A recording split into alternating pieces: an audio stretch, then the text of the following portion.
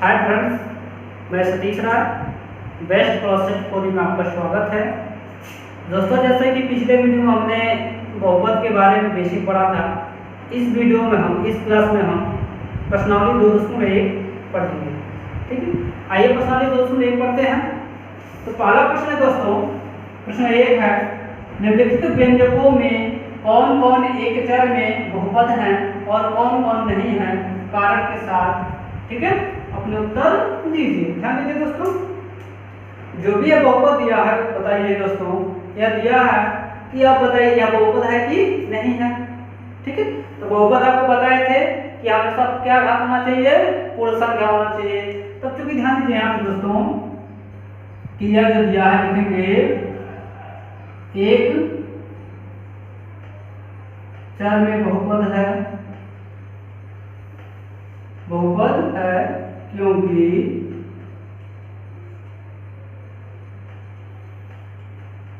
चर राशि x पर घात पूर्ण संख्या है।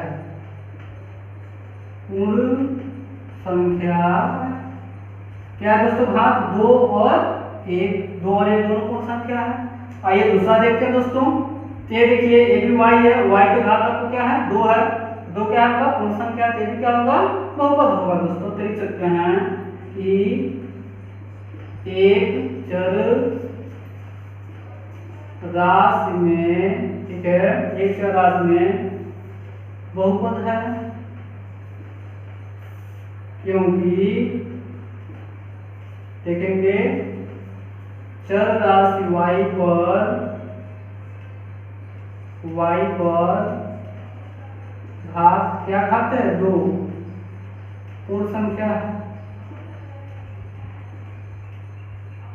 आइए देखते हैं दोस्तों, प्रश्न संख्या 3 है, 3√t प्लस t√2। आपको बताए थे कि जो भी चर राशि है आपका रूट में नहीं होना चाहिए। जब रूट में बहुपद नहीं होगा, रूट का मतलब पावर 1/2 होता है, पावर 1/2 यानी 1/2 आपका पूर्ण संख्या नहीं है, क्या है पद संख्या है। लिख सकते हैं एक चर राशि में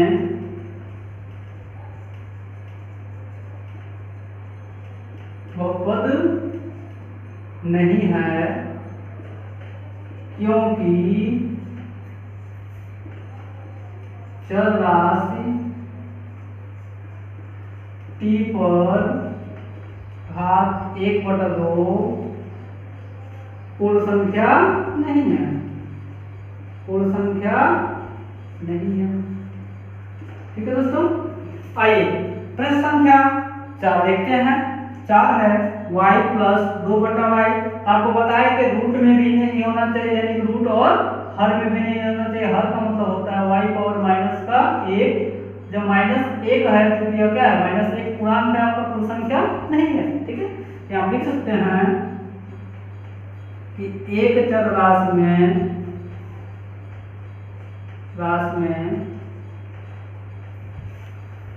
बहुपद नहीं है क्योंकि चर राशि y पर घात -1 पूर्ण संख्या नहीं है,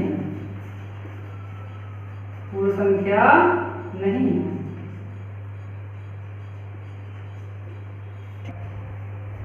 यहाँ पे x power 10, y power 3, t power 50 है।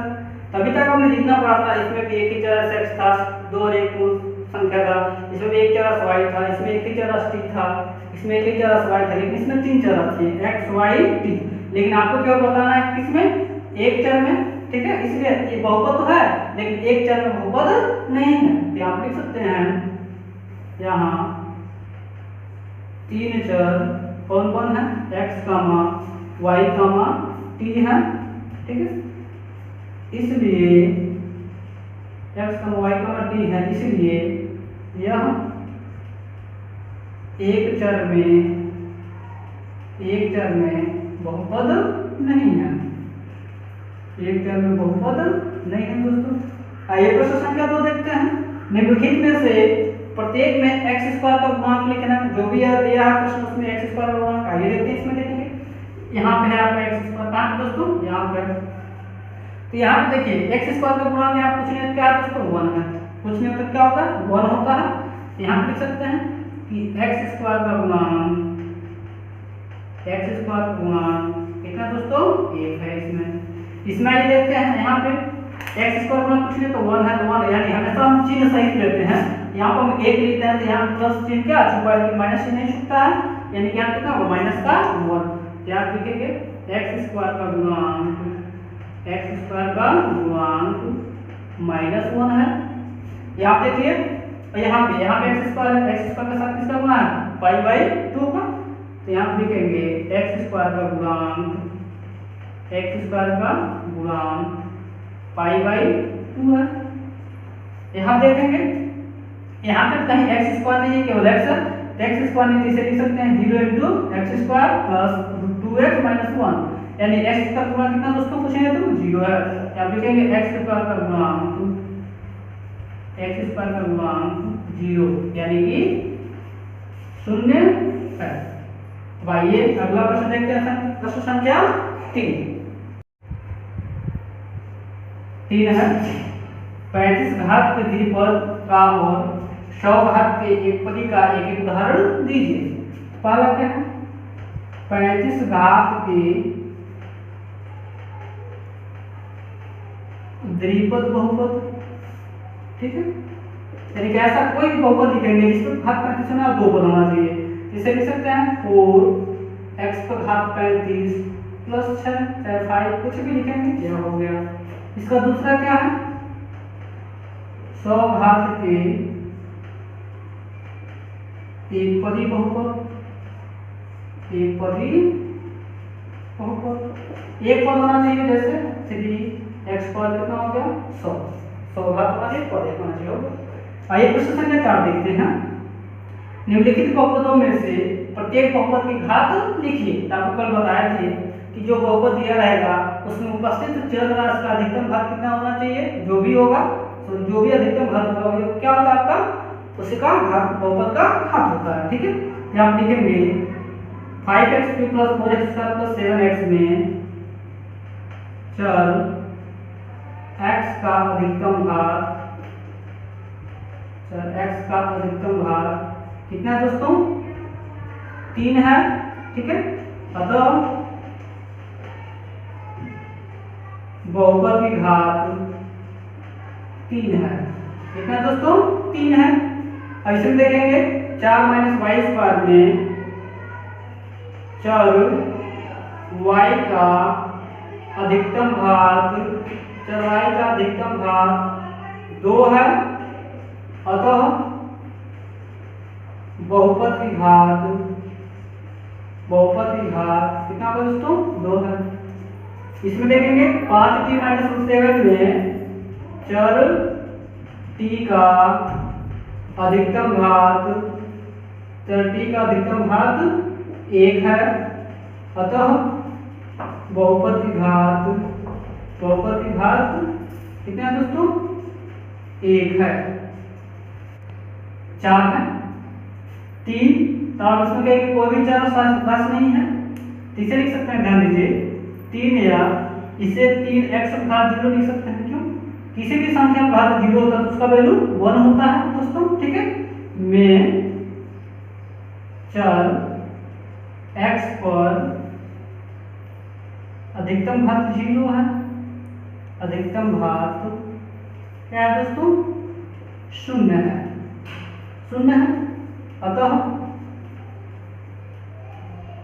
बहुपद की घात 0 यानी कि 0 है। और ये प्रश्न संख्या 5 देखते हैं। बताइए कि निम्नलिखित बहुपदों में कौन कौन बहुपद रैखिक हैं, कौन कौन द्विघाती हैं और कौन कौन क्या है त्रिघाती हैं दोस्तों। आइए देखते हैं। अब चूंकि आपको इसको घात पे बताना है तो देखिए x² + x में चर x का अधिकतम घात कितना है दोस्तों, अधिकतम घात कितना है 2 है। अतः यह द्विघाती बहुपद है। क्या है द्विघाती बहुपद है, 2 घात। x - x³ में चर x का अधिकतम घात, चर x का अधिकतम घात